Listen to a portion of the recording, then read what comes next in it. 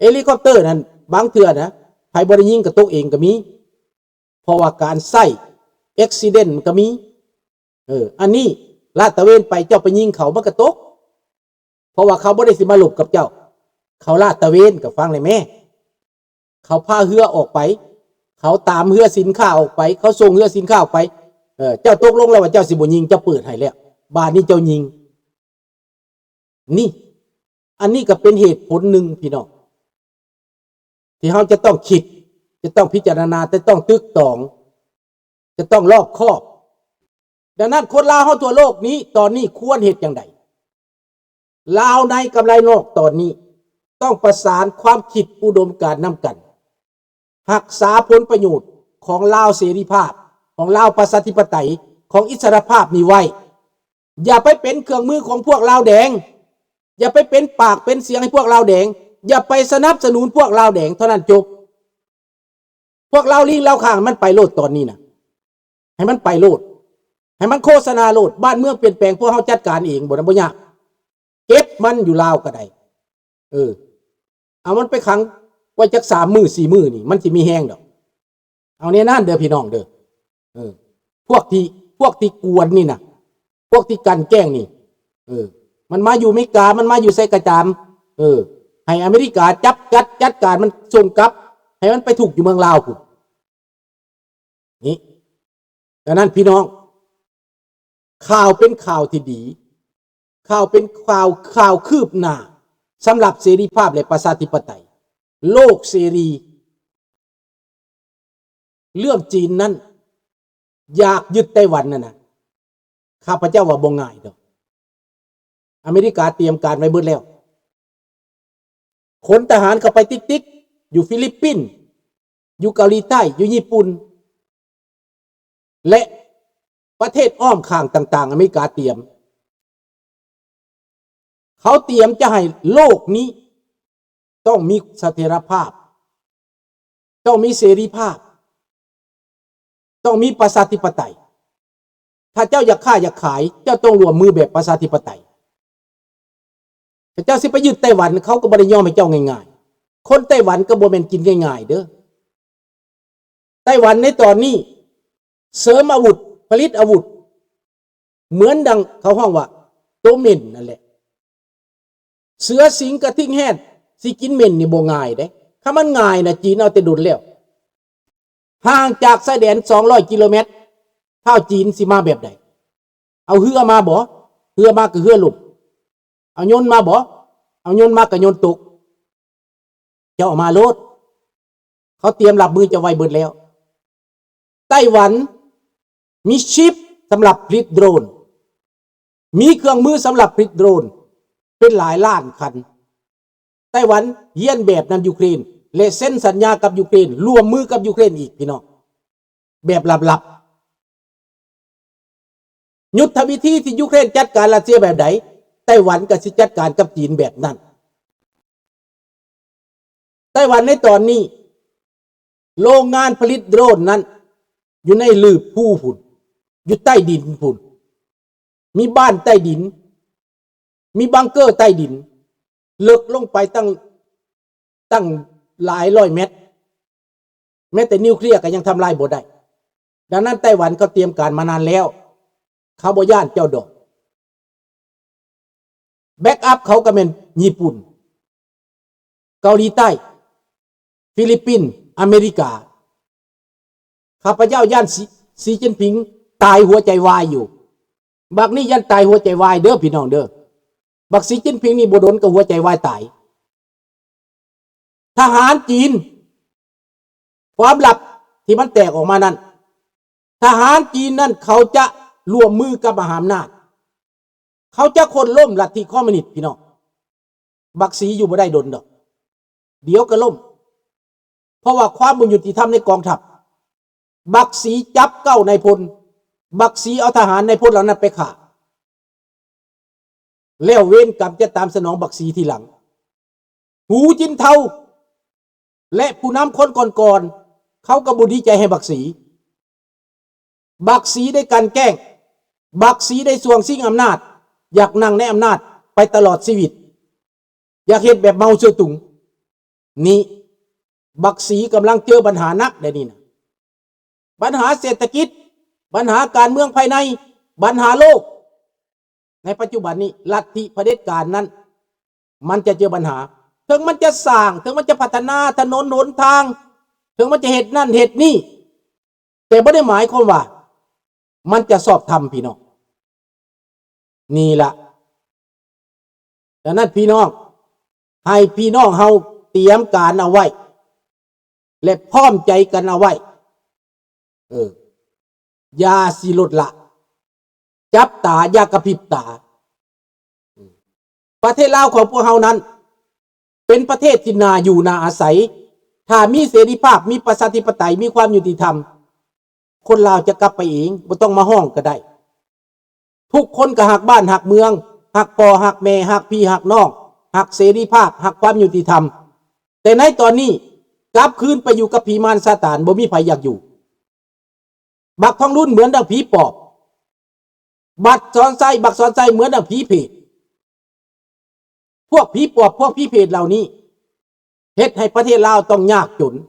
เฮ็ดให้คนลาวต้องได้อึดได้อยากเฮ็ดให้คนลาวต้องเจ็บต้องปวดดังนั้นจำเอาไว้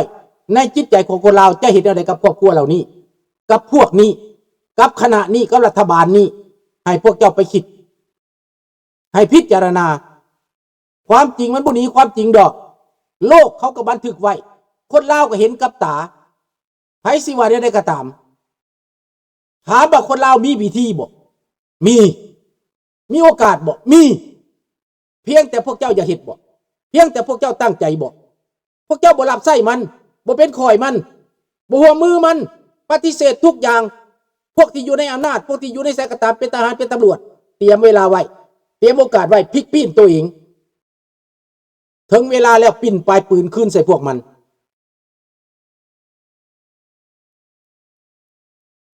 แม่นแล้วบักสอนใส่มันแก้วมันสิบ่คือวอกจังได๋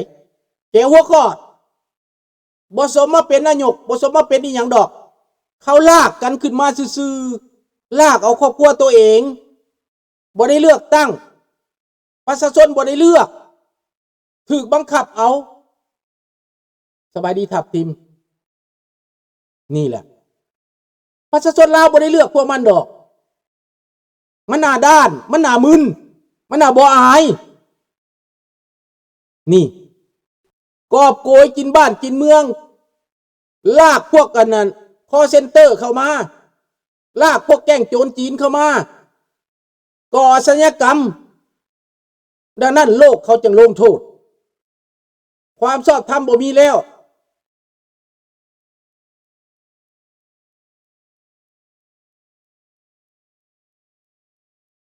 เจ้าขอบใจหลายๆบ่ได้ฟังสดแต่ฟังย้อนหลังว่าซั่นขอบใจลินดาเด้อดังนั้นพี่น้องคนลาวเฮามีโอกาสเด้อมีโอกาสที่เจริญอยู่เด้อพี่น้องต้องอ่านเห็นว่าถ้าบ้านเมืองเปลี่ยนแปลงเป็นประชาธิปไตยลาวกลายเป็นประชาธิปไตยยามใดประเทศลาวเจริญไววาโลดพี่น้อง1ความรู้มาจากอเมริกาคนลาวเต็มอยู่อเมริกา2 ล้านคนคนลาวเต็มอยู่แคนาดาจบการศึกษาระดับสูงคนลาวเต็มอยู่ฝรั่งเศสจบการศึกษาระดับสูงเต็มอยู่ประเทศออสเตรเลียเต็มอยู่อังกฤษเต็มอยู่ทั่วโลกอยู่เยอรมันอยู่นิวซีแลนด์มีทุกภาษาอยู่ญี่ปุ่นลูกหลานก็ไปเรียนญี่ปุ่นหลวงหลายไผมากในตอนนี้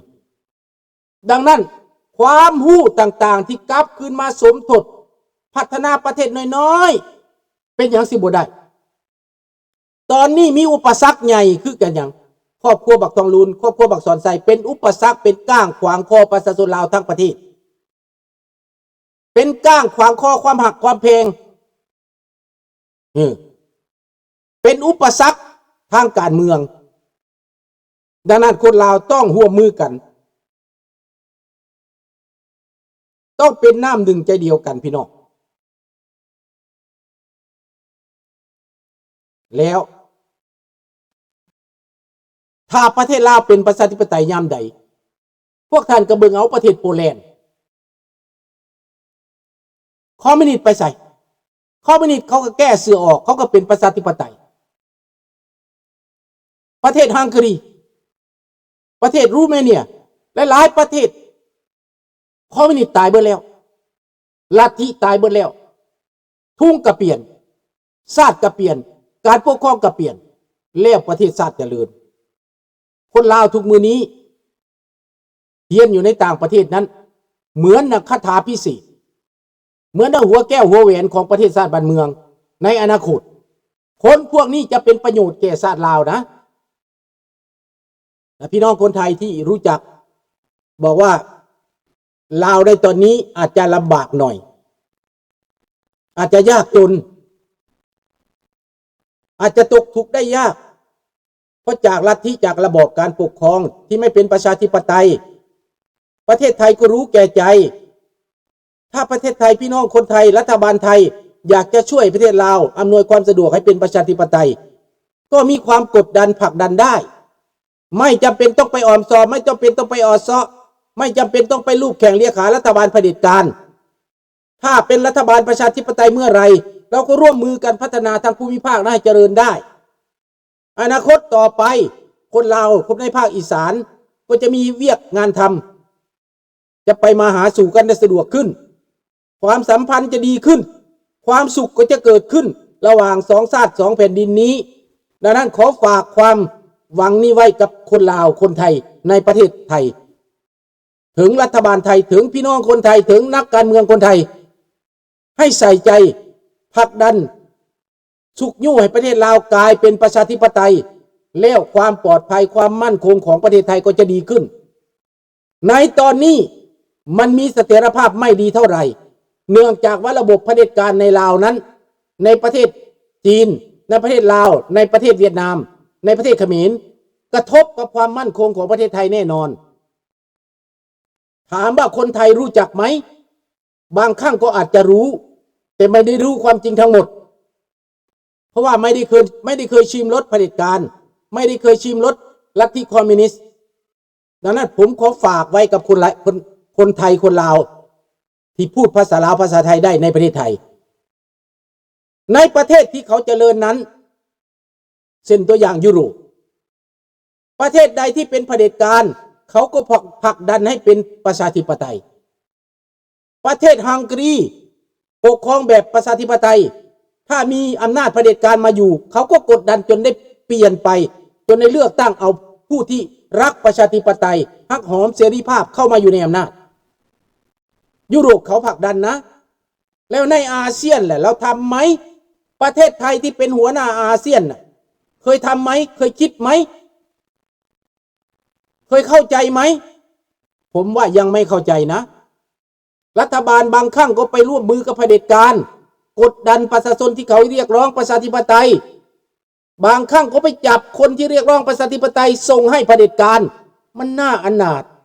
มันน่าสมเพชเวทนามันน่าอับอายที่สุดการกระทำผ่านมา50 ปีนี้บางครั้งผมก็รับไม่ได้แต่ผมแค่ไม่พูดผมยังไม่มีโอกาสได้พูดถ้าผมมีโอกาสพูดความจริงนะพวกท่านจะนะสักวันหนึ่งอย่าว่าคนลาวไม่รู้จักเขารู้จักว่าพวกท่านทำอะไรอยู่นักการเมืองที่ไปสนับสนุนเผด็จการที่เปิดโอกาสให้เผด็จการนั้นอยู่นานไปเพื่อผลประโยชน์นั้นจะมีอันเป็นไปเองนะครับบาปกรรมกระทำต่างๆนั้นมันจะตามสนองตัวเองนะครับขอบพระคุณมากครับขอลาพระจากแค่นี้พบกันใหม่ในโอกาสหน้าขอบใจพี่น้องคนไทยที่ให้กำลังใจมาขอบใจพี่น้องคนอีสานขอบใจที่บ้านแม่บ้านพ่อบ้านญาติพี่น้องผมที่ขอนแก่นนะครับขอบพระคุณมากๆครับราตรีสวัสดิ์ขอบใจพี่น้องคนลาวทุกคนที่ฟังชมบายบายพบกันใหม่ในมื้ออื่นโชคดีเป็นของท่านผู้ฟังผู้ชมทุกท่านราตรีสวัสดิ์กุดไนบอนนุยโอเรวัวกุดบายบอนนุยฟังเพลงต่อ